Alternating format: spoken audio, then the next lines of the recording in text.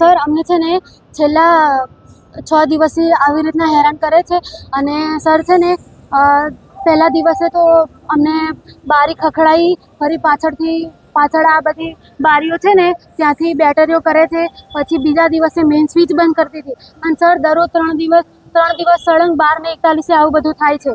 12:41 થાય અને કાલે 11 વાગ્યાનું આવું બધું ચાલુ થઈ ગયું છે. અને સર અમે દરરોજ આખી રાત જાગીએ અને સવારે સર કોલેજ જઈએ છીએ.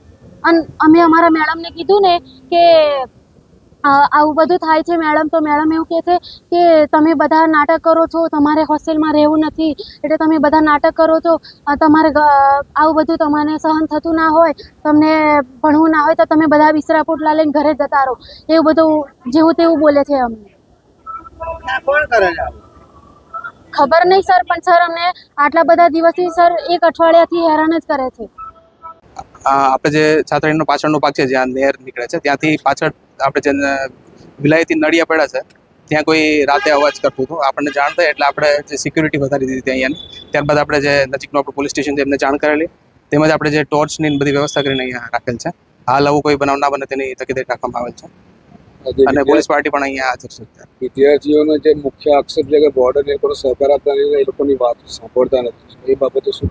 નહીં, વોર્ડનને પણ આપણે સૂચના આપી છે કે ભાઈ રાતના સમયે અહીંયા હાજર રહેવું.